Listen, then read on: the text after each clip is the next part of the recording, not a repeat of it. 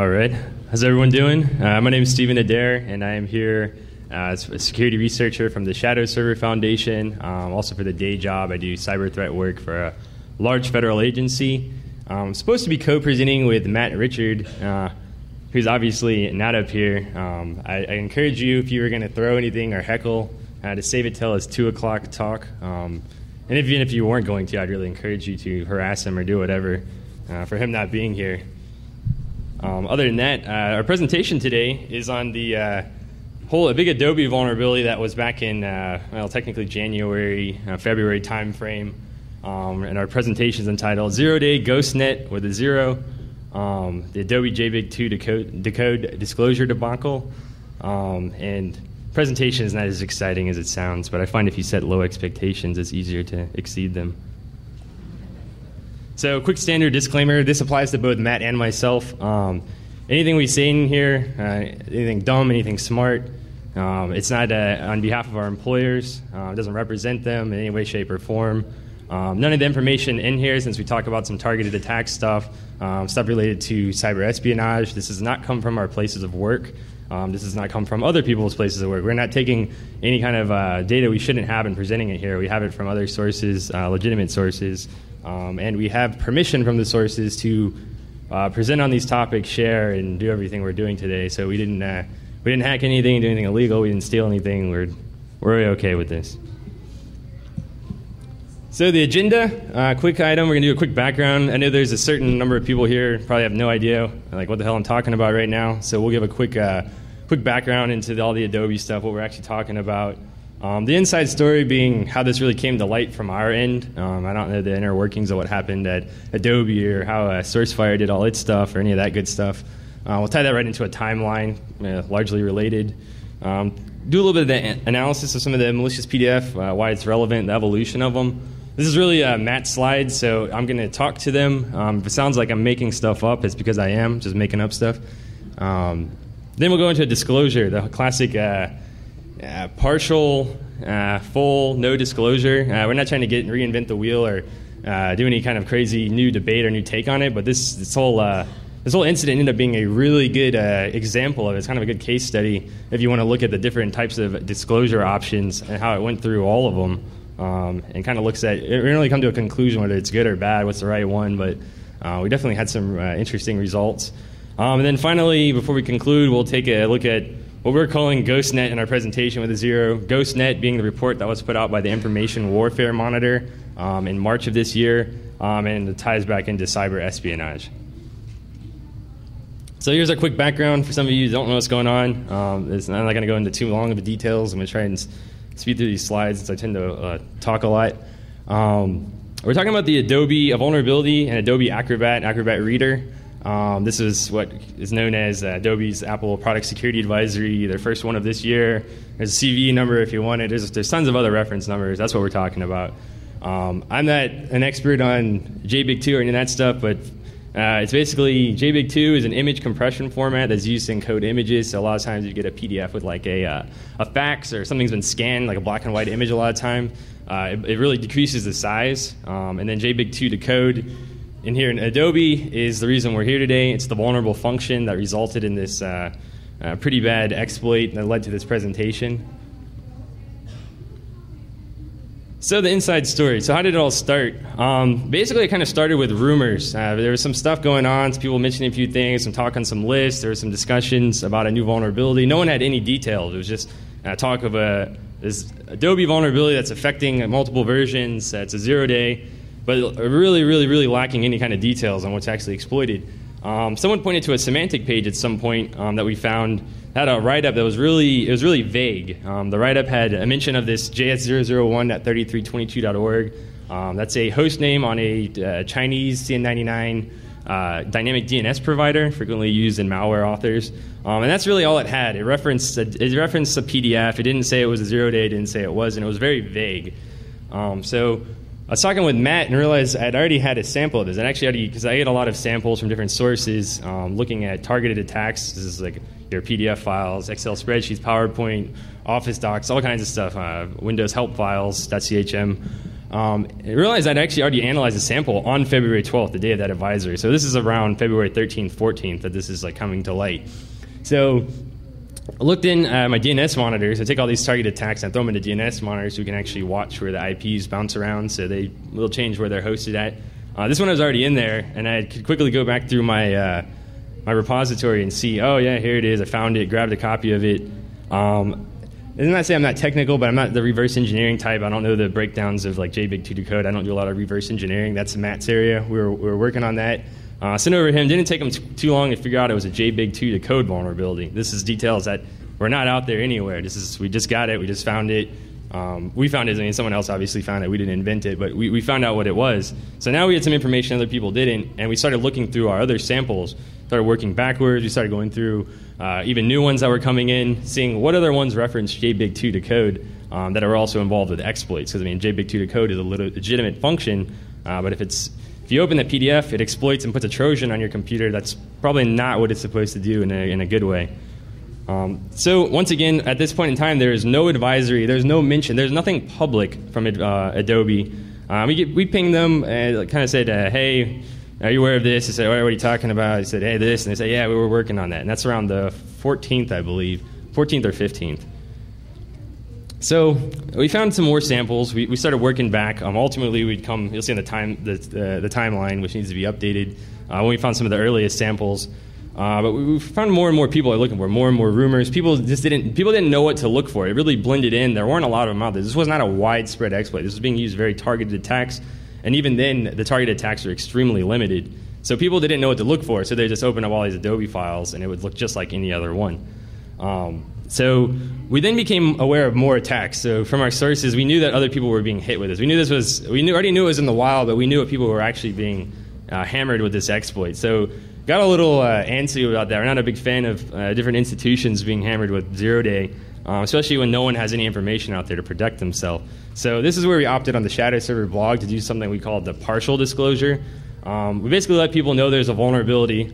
One, we didn't mention the function. We didn't know any information on how they could recreate the exploit, but we gave them a solution. We said disable JavaScript. Now you can read tons and tons of people say, oh yes, we already knew this. I can't remember if we addressed this in the post or not.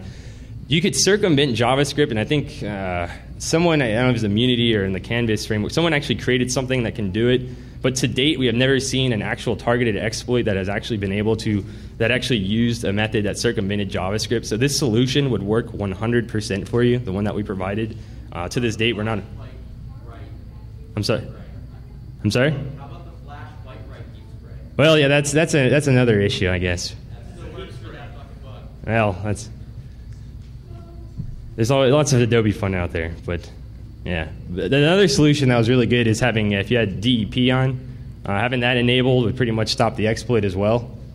Having that on, it would crash and everything, but it would not exploit the system. Possible also to probably write something that could circumvent that. We still have yet to see anything like that in the wild.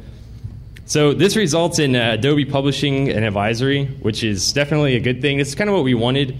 But like I said, they can't put a lot of the details out there, but they didn't put a workaround, and the key component is that it'll be patched in about a month. So that's a long time to wait for something that's already been out for a while.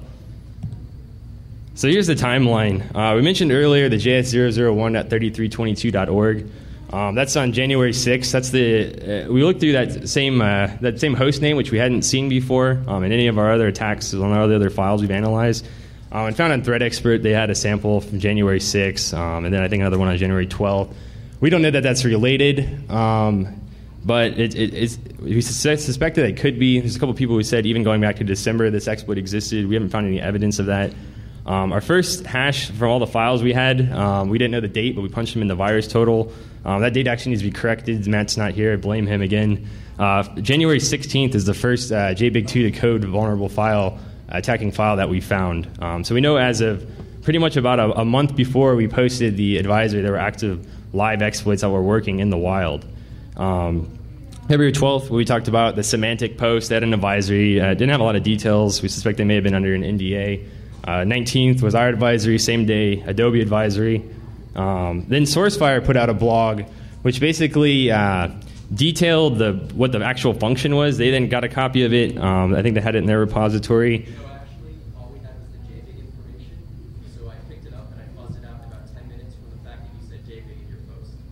Yeah, well, okay, that's well, not I did not use JBIG in my post. You're thinking of the McAfee advert log, but the Shadowserver did not have JBIG2 in it anywhere. Well, it's incorrect, but thanks. Anyway, the malware, the exploit, and you can pull it up right now. Feel free to pull up the post. It's right there. Feel free to pull it up and show me where it says anything about JBIG. It doesn't. Anyway, so we got the Millworm proof of concept came out. Or excuse me, someone else put out the proof of concept. Got picked up on Millworm on the 23rd. The SourceFire, they put out a homebrew patch. So that was actually something that really helped. They took the DLL file from I don't know exactly what they changed in it, but they were able to make it so if the exploit would load in Adobe, it actually would not exploit the system. So SourceFire put out that, and shortly after they also put out some ClamAV signatures and sort signatures that would help as well. Then also March 5th, we started to see a large increase in JBIG2 exploits. This is a number of different modified ones. We'll touch on that in a little bit. And then finally, Adobe patched shortly after. It actually came in piecemeal. It was one after another for different versions. It took them a little bit of time to patch the different 8, 9, and so on, and then different OS flavors were patched later on. So this is starting on Matt's slides. I'm going to go on to basically give me some notes on his. So some of the key items you probably wanted to add that I'm not going to touch on, but I'll do this best I can. So kind of some of the key components in analyzing the malicious PDFs, especially if you want to start doing like attacker attribution and comparing. A lot of the metadata is pretty useful. There's some interesting information in it. You got the encoded JavaScript or other attack code, and then you got a lot of the other object tags that are in there. So you start to notice things that aren't in other files. So all the exploit files may have JBIG2 to code in it, for example. You might have other JavaScript tags, rich media, or Flash things in there. And you can look for other unusual parts in the PDF. For example, if you see an embedded executable, either in clear, XORed, or otherwise, that's probably a clear indicator this is probably a bad PDF, and it starts to match when you start comparing them to other PDFs. So what Matt has on here, he said PDFs are probably derived from many attributes. He calls it like the, in his terms, the DNA. There's some parts that you start to see in PDF files that you're not going to see in a lot of others. And if they start matching and you have a lot of matches, they're probably derived from the same initial exploit pack or exploit developer. They're things that you just don't see in the wild or in normal PDFs a lot of the time. And then a lot of these also, if you start modifying a PDF, like in Adobe, a lot of them keep the original content and start adding on to it, so the old stuff's there.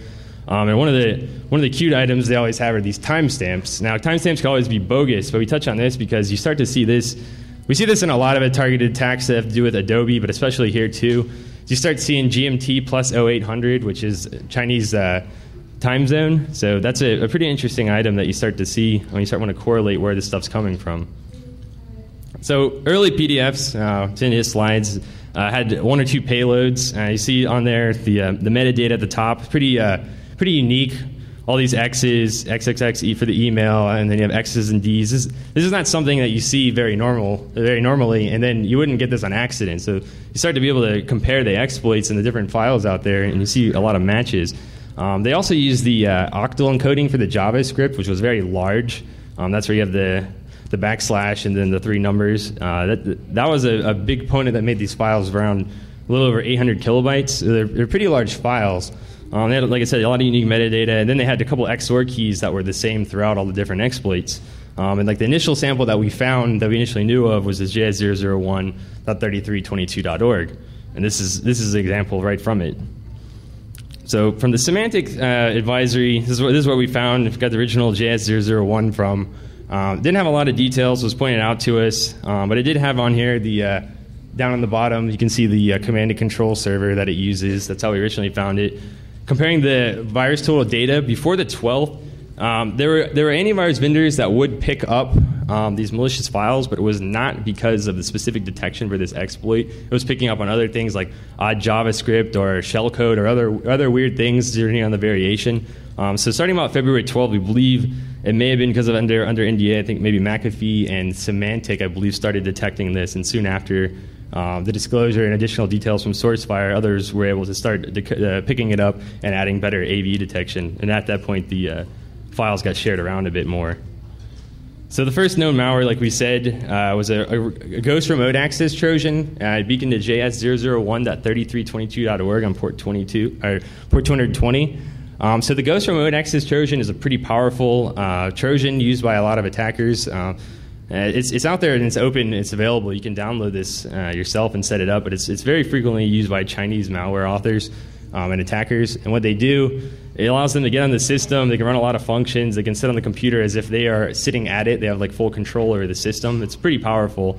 And like I said, Symantec mentioned it on the 12th, and then we can see going back to the 6th of January that this very sample, the very same Trojan existed. So not sure exactly when it first started using the PDF, but we know as of the 12th it did. So the earliest sample we had goes back to January 16th. This is the earliest one we could find. A few people said maybe a week or two before this they had samples, but we haven't seen any. This is the best we can do. It's pretty much identical to the gh001 sample we were talking about. Got the same author, the same email, the same web. The encoding is the same XOR keys. So it's obviously derived from the same kit, except for here it is nearly a month earlier. So this thing has been around for a while. It's changed hands a few times, and we found some other samples from different attackers that are using it.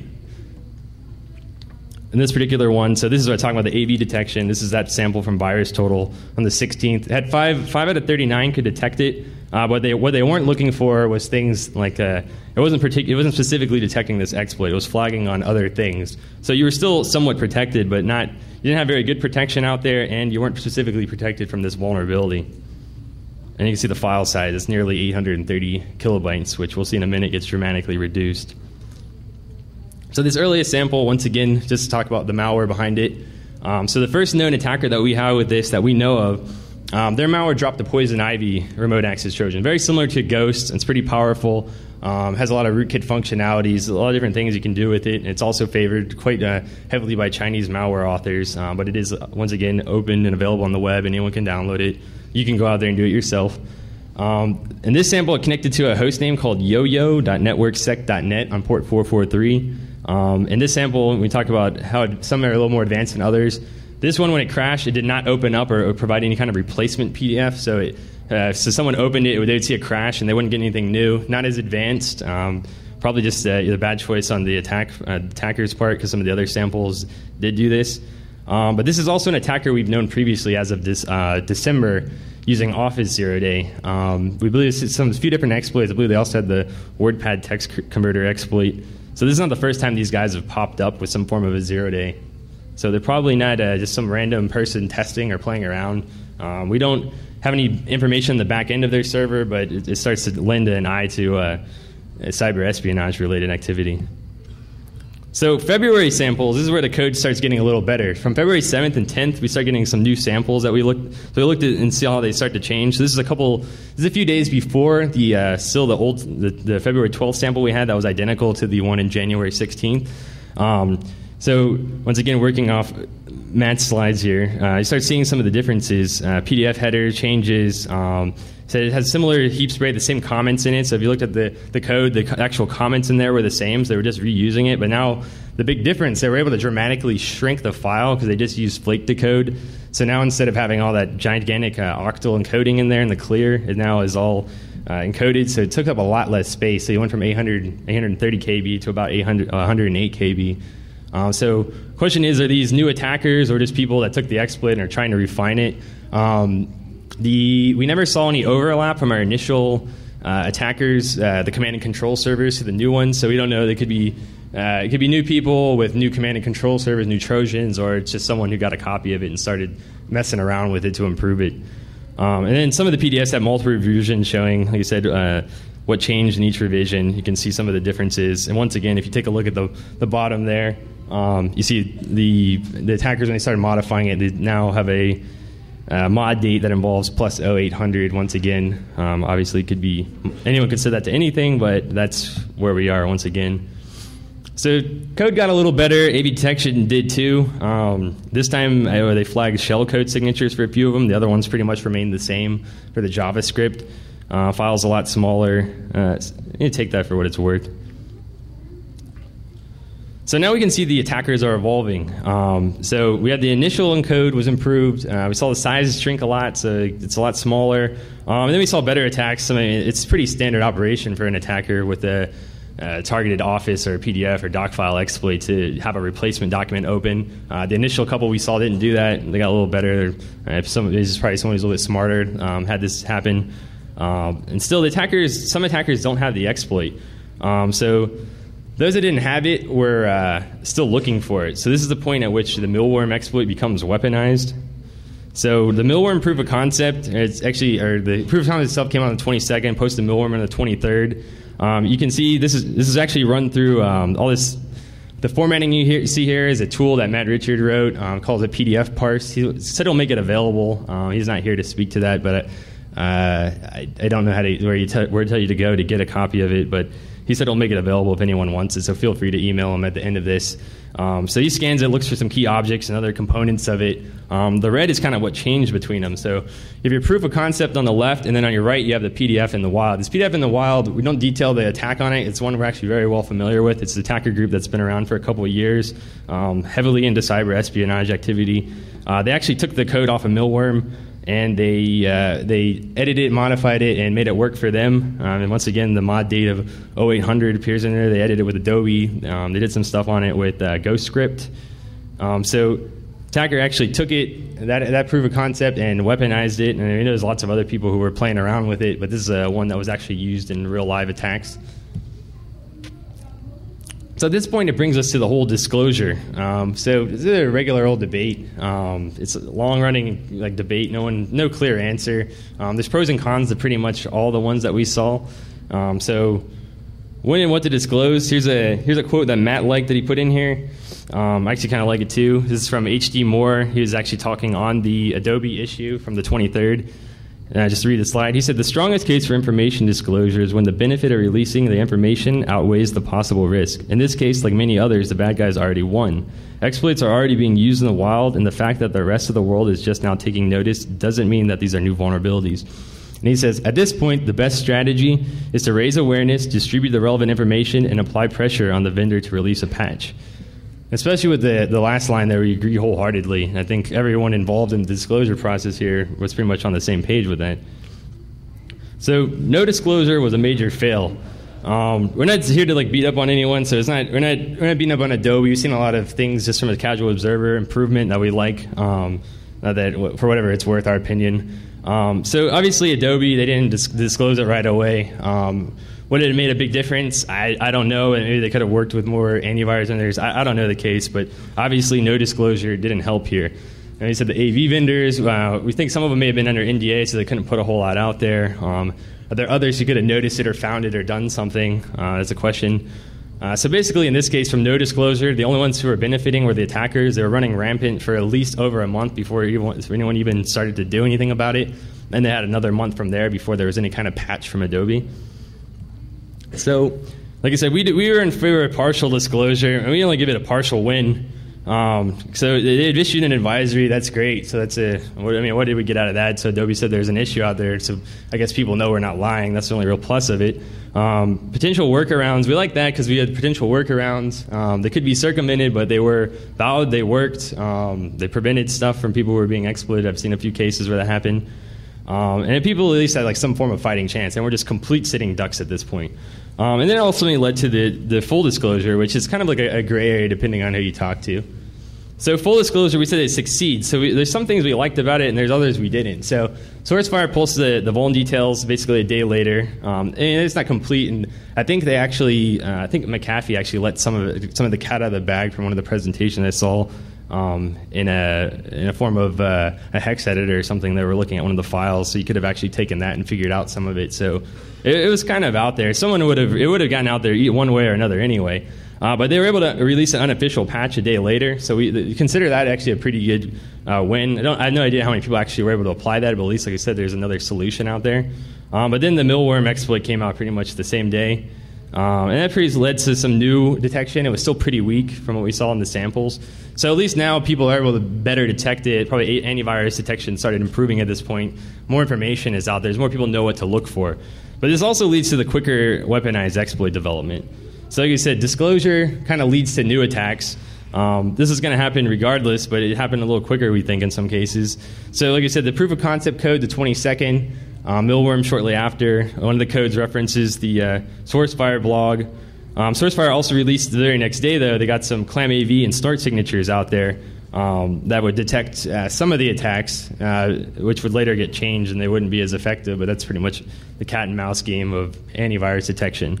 So it takes a little over a week from this point where we start seeing derivative attacks that are modified more and more. So start changing little pieces, start doing different things to avoid detection. And then by March 5th, we basically, they said all hell is broken loose and there's massive uptick in attacks. Basically, I think because a lot of people knew the impending patch was coming out, they really started firing them out there. We saw a massive increase in the number of exploits coming in.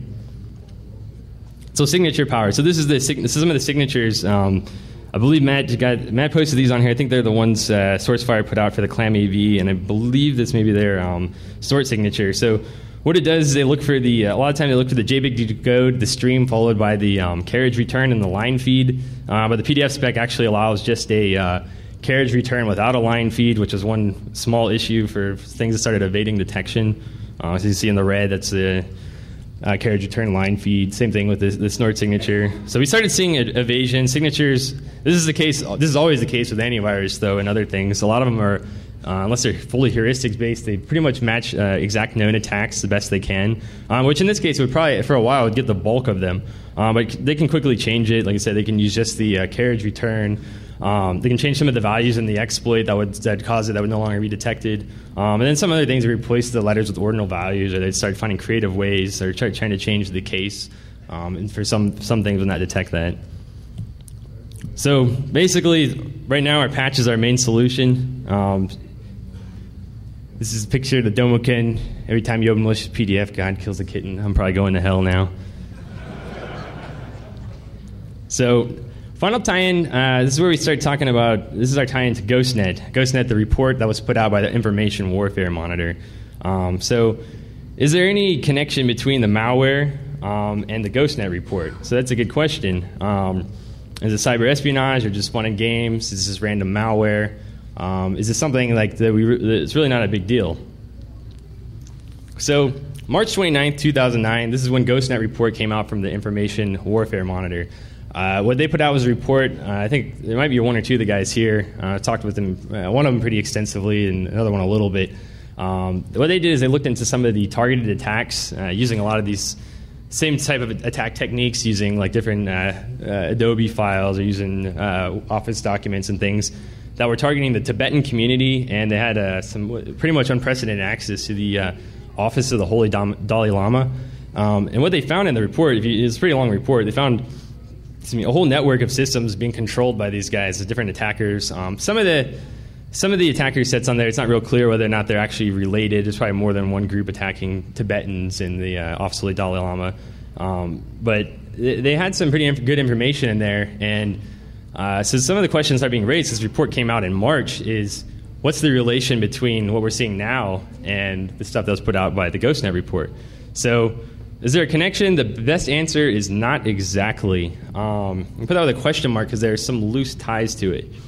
So you have to keep in mind, one thing is that the GhostNet research was from 2008. So this being a 2009 vulnerability, the vast majority of what's in GhostNet report was from the previous year. This exploit is not known to have existed in 2008, or excuse me, the in the wild exploit is not known to exist in 2008. So our title, GhostNet, actually with a zero, is kind of initially, so Matt wanted to put together his presentation, and so I agreed to present with it, and kind of late, he just took the GhostNet with a zero just off the bat based on the initial malware that we saw. So it was the Ghost Remote Access Trojan, which is spelled with a zero. It's kind of a play on GhostNet without it. So we weren't really expecting to find any close ties to it. It's kind of a nice cyber espionage. It's related. It's interesting. So we just kind of put it in there. But we found a loose connection after all. So we see from the report there's several different command and controls listed in there, but there's three of them in particular that we're familiar with. So a lot of the attacks from GhostNet we've seen, have copies of it, we're aware of. But in particular, three of the command and controls listed in the GhostNet report, McAfeeResponse.org, MSNXY.net, and LookByTheWay.net. These are ones that have a loose tie to what we saw in the early attacks in January. So this malware is often called Trojan Info. What it does is steals different information from the systems. It'll rip off files, it'll take off credentials, it'll take off emails. Usually attacker specified. They'll beacon in. They'll begin with commands that look like this. They'll post different data. They identify themselves with the computer name and the MAC address. And then the attacker will respond back with what they want from the system. And I think I actually owe, if Martin Van Hornbeck's here, I actually owe him a beer because I had the Trojan name wrong. So it's actually Info, not Ryler, which they're easily mixed up. So it steals various information. This one's been around for quite a while. I think the first mention of it on an antivirus page is sometime in 2004. On one of the ISE, the Storm Center, the SANS blog, they mentioned this a while back for Tibetan attacks using this very same thing. So this malware is not very common, and it ties directly back into the GhostNet report. This is what the malware looks like. They have this in their report. So we went back and looked at our earliest samples. We actually only had 4 that we could find that we could confirm were from January. The first one we already talked about, it beaconed to Yo-Yo NetworkSec. We had one that went to mail.ntimobile.com, one that went to anymail.sowebmail.com. And then we had the last one in the red, search.taurusclb.com. So this is one where we actually found a similarity. So these 4 different Trojans, completely different Trojans, different command and control servers, but one of them has a similarity to GhostNet. So the first one that we had a similarity to was, or the only one really, was search.taurus.clb.com. Not only is this one that had a similarity, it's a known command and control to us. It's one that we've seen before. We've seen it in other attacks. It's the Info Trojan, like I said. This is a very uncommon Trojan. There's only, in terms of total number of IP addresses dealing with, probably seen less than, at a given point in time, active less than 10. This is very, pretty much seen in a lot of attacks originating and coming from China. Usually against the Tibetan groups, but we also started to see some other stuff. Like we said, it shares IP's address. So this host, we have several other command and controls we know of that are on the same IP address as search.taurusclb.com. And these are all hosts that we know, and a couple of them have been involved in attacking entities of the European Union. So they've gone directly after EU and European hosts. So this starts to be a decently interesting and strong cyber espionage tie-in, because this thing is being hosted on the same box we know has been attacking EU entities with different targeted attacks, different exploits. So like I said, here's from our DNS monitor. Search.taurusclb is hosted at this very moment. I've had a few different IP addresses over time at 60.10.4.94, Chinese IP address. There's a few other hosts, blueandnt.com, gh0stnet.com. If you do a lot with targeted malware attacks, these are probably ones you probably come across at some point in time. This is that Trojan, very uncommon. Sharing IP addresses with these. So just taking some of the file names. Sometimes we have file names, sometimes we don't. You can look at some of them having to do with Brussels, exhibit invitation, Sweden, public planning for the public procurement. These are not like some of them are not run of the mill. A lot of them, if you open them, they would crash. Like I said, they'd open a new file. A lot of those new files had specifically to do with European conferences or things going on in different parts of Europe, whether it was Sweden, Belgium, other places, Germany. So these are very in line with one another from across the different domains that were attacking other EU entities. So we saw anything. A lot of them were like JBIG2 decode exploits, but even one of them was an older PowerPoint exploit. We go back further. I think we have some samples that attack like MS-06, different Word doc vulnerabilities. So some of these have been around for quite a while, and they've been attacking quite a number of different things. So we started to get to cyber espionage in JBIG2. We know that even the earliest of JBIG2 samples can be tied back to what we were sure is cyber espionage. So there's a number of them where there's even a few samples where we've been provided information on the back end. We know who's been targeted. We've seen the infected host. So we know some of these have definitely been used to attack financial systems or foreign governments, things like that. And many other samples are related or other known attacks, like the pass screen. We're going to talk about in a minute. I'll go back to the JS001, another item we've seen from that. Different groups appear to be operating kind of with the same exploits. We didn't really see a lot of overlap in the initial stuff, which is kind of surprising. It seemed at least 4 or 5 different groups had the exploit for about a month, and they didn't really fire it out a lot. Like, we didn't see massive influx of it. Either that or people weren't realizing what they had, and it just wasn't getting reported and down through the chain. So we're not sure how it stayed. So it stayed relatively quiet, yet it seemed to be in the hands of multiple different groups. So another interesting item is all the initial command and control servers pointed back to Chinese IP addresses. So is this coincidence? It's possible. So interesting enough, the gh001.3322.org connection, how does that tie back to cyber espionage? Well, it currently sits on a Chinese IP address, like we said. It's up there. That host also has another domain called cyhk.3322.org on it. They share the IP address. Now, who cares? Why is that interesting? Well, the reason that's kind of interesting is there's multiple reports out there. One of them was put out by Symantec that in April 2008, there were email attacks against Japanese businesses that were purporting to be, they were spoofed from the Japanese government. And if they succeeded, they beaconed back to the cyhk3322.org host name, which now also shares an IP address, most likely run by the same attacker that runs gh001, our guys that had the one of the earlier people to get the JBIG2 decode exploit. So this is just a look at, we took a sampling of about 82 different host names that were involved in JBIG2. There were host names that came as a result of JBIG2 PDF files that exploited, and took the IP addresses that they bounced around to over the period of time. So like sometimes some people will change every couple of days. Some of them since February have been on the same IP address till today. So you got a mixed bag.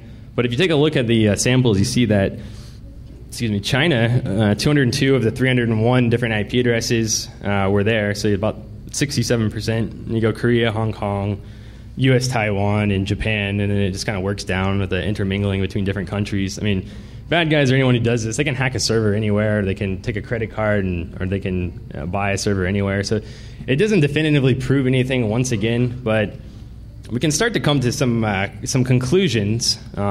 So obviously our first conclusion is that China is behind all attacks involving zero-day exploits and cyber espionage. Okay, you might hear that in the news or something. Okay, that's obviously just a joke. So if you're going to quote me on that, please add the just kidding at the end. But no, in seriousness, so we know the conclusions. As we say, there's multiple groups out there. There's people that do it for, obviously, to sell it or profit. There's other people who do it to get what they need from systems. So there's out there, they're making them, and some of them manage to stay pretty quiet with their exploits. Another thing we realize from this, we can't fully rely on the security community to identify and protect us from zero-day, and it's kind of common sense, but it's just another item that's kind of highlighted out there. There's a lot of people out there looking at the same file. Like I said, if they are getting, I don't know how many PDFs to come in a day to different antivirus vendors, but if they're getting like hundreds of them, thousands of them, and one of them is slightly different like this, like I said, there wasn't like hundreds or thousands of JBIG2 code Adobe exploits coming in. There was just a couple. It's kind of hard for them to identify. So our guess is probably someone got hit with it, reported it, and that's how the initial detection and people started looking into it, Adobe and the antivirus vendors. So it's not a real good way out there for security community to protect us right off the bat. Let me say, it seems like full and partial disclosure fail us to some degree, but they also succeed. But what's very clear is that no disclosure obviously was the worst option of all of these. So if people start to find out about stuff, or like I said, I don't know, I'm not in Adobe's shoes, but it seems like saying something a little bit sooner probably would have been a better solution. So then our bad actors, whether it's GhostNet or GhostNet Our Way or anyone, they're pretty much busy at work. We know this for a fact. There's 0 days pretty frequently in different file formats that we see. They're always looking for new ways around, new exploits in the systems. It's been happening for a long time, but they've been pretty busy at work. Adobe's had a few other issues recently. Touch on that real quick on the last slide. And another thing is a key item Matt really want to put in here. PDFs carry a lot of useful information. So like you start editing, it keeps old revisions, all the header information, the mod dates. If you can trust the data or it's valid, there's actually a lot of useful information there, especially if you want to start tracking back different attacks, seeing how they evolve. So for example, the one taken from Malware, when it was actually weaponized, if you decoded it, they actually left in all the same, it was the exact same code. A lot of the words down to the word. So you could see that the weaponized version was without a doubt taken from Malware. So that's what's kind of interesting. Some of the data, a lot of the data that's inside PDFs, and they start editing it with other files. They started adding in other timestamps. You can see other information. You could start kind of trying to figure out who it ties back to. So some of the final conclusions. So kind of this, I think it really served as a lesson learned throughout the community. A lot of people came together. A lot of people argued. A lot of people did different things. A lot of people pointed fingers. But in the end, I think a lot of people learned some lessons that helped with the next time. So this is not the first time this has occurred. It's not going to be the last time. I think we've already seen some improvement from Adobe, like for example, with the recent Flash vulnerability. They seem to have got, maybe it was easier for them to patch actually, but they got some stuff turned around quicker. They got advisory out quicker. It seems like people are starting to learn and get some better feedback and response from it all. So that is our presentation. Thanks for attending. Like I said, Matt Richard didn't make it.